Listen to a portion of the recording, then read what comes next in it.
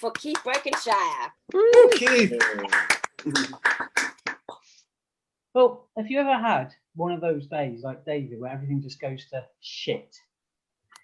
The other day, or every week, we had to apologise to our customers, and I sent out an email that said, sorry for any incontinence caused. My boss was on the phone soon afterwards, and I said, sorry, I know, it's shit. My dyslexia kicked in, and I just didn't spot it. But on the plus side, everything was spell checked correctly. Now, I'll give you a few other examples of my dyslexia, just so you can kind of get into my mindset. God help you. The other week, I went to a deli and asked for an LGBT sign.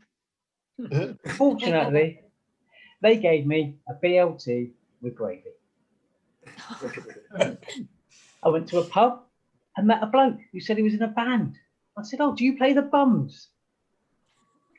Drums. After he stopped smiling, he said, no, guitar, mate. Lead or brass? Lead or bass? Once he stopped laughing, he said lead. Now I went to a park and I saw a sign that I thought said, all gods have got to be kept under control at all times. And I thought, wow, man, what kind of a park is this? And how do you police that? Dogs. I bought some fuck food for the ducks and visited a wank to pay a check-in. A chemist to pick up my own description, and S&M for underwear. Now, this rule of 6 really screws my head up because I keep seeing and hearing it as the rule of sex. Well, the other week, I joined an adult dating site, and in the profile, I wrote I had a 51 centimetre long dick.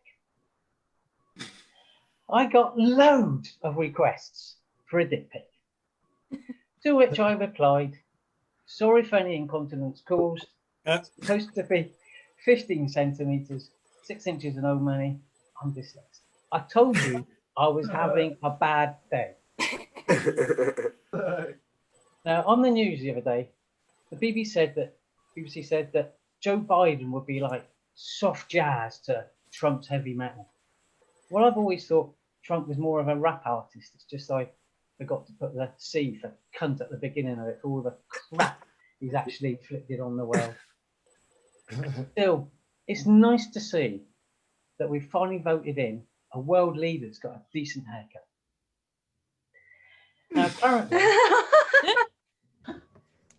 apparently, more 50-year-old couples have got divorced in lockdown than ever before. Like me, yes!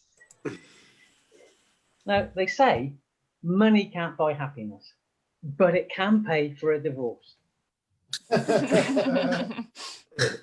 It's not surprising that some of us are possibly drinking and eating too much because we're still celebrating. Although we do appear to be putting on a bit of extra weight. I kind of like to say that I'm more developing my emergency liquid storage area than putting on weight though. And they do say that sex is the best form of exercise, which I can virtually agree with. Although I've got my hands full at the moment and it's just getting a bit more sort of, I have a handful and a bit harder at the moment because I've got all those emails to go through from that dating website. And I'm going to milk that for what it's worth. And keep the stoking the fire, as they say, because there's no way I'm going to lose weight virtually. Hey.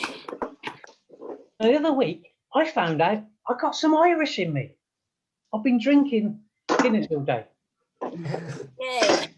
30 seconds. Anybody else had issues with Google Maps?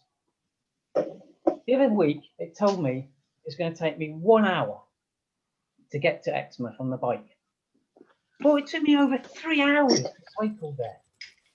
You would have thought that the algorithm thing, you would have been able to predict that I would visit the 4 pubs on the way for a drink. Nice. Good. Broken share. All right, Yes. Okay, okay, that's good. Lovely. Cool.